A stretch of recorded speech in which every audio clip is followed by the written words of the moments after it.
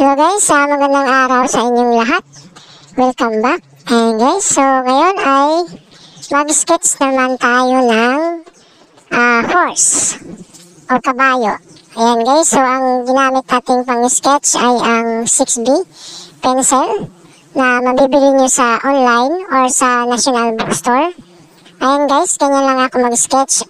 Inuuna ko pala ang mata. Ayan. So, medyo dapat magaan lang yung pag-sketch nyo. Para at least kung magkamali kayo, ay pwede nyo siyang maguhin. Ayan, so very light lang yung stroke. And guys, so maraming salamat sa patuloy na sumusuporta at nanonood ng aking video. Ayan. So, ito nga yung kabayo, ini-sketch natin.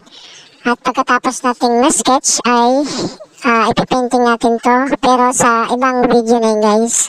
So dito ay sa sketch lang muna yung mapapanood nyo dito.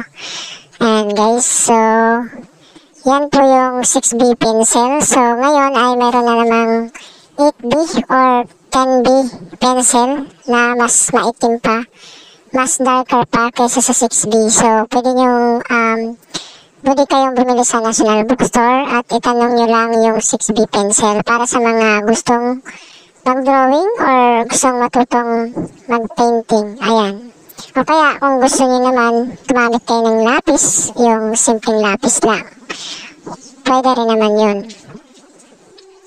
Ayan guys, maraming salamat sa patuloy na sumusuporta. You can comment down below kung ano masasabi nyo sa arts na to, since limited lang yung time natin guys, no? At kakauwi ko nga lang galing trabaho at pagkatapos magpahinga ng konti, ayan, nag-sketch na naman tayo. Ayan guys, so malapit na matapos yung ating horse. Ayan, so mabilisan lang to guys, so pakitapos lang po ang video at nagpapasalamat talaga ako ng marami sa patuloy na sumusuporta sa aking page, GR Palin TV, aking YouTube channel, GR Palin TV, at yung Facebook profile ko, GR Palin. Maraming salamat sa inyo sa walang sawang pagsuporta, kahit yung mga content ko ay hindi naman ganun kaganda, no? Pero sana kung magkaroon tayo ng mahabang time ay makagawa tayo ng painting na malaki, no? At bigyan natin ng sapat na oras para magawa natin ng maayos yung painting. Pero sa ngayon kasi may trabaho tayo at kailangan natin isingit to, no? Kunti lang yung time na spend natin dito. So ayun guys, so maraming salamat sa solid na supporters, no?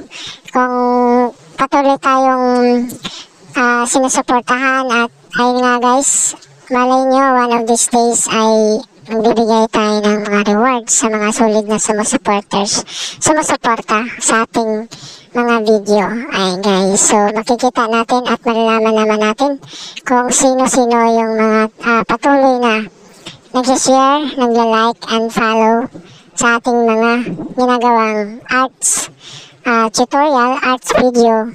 So, you can comment down below kung anong masasabi nyo para sa ikakaganda ng aking content, ikakaganda ng aking arts, o kung mayroon akong kailangan gawin para mas ma-improve yung video or yung arts na ginagawa ko.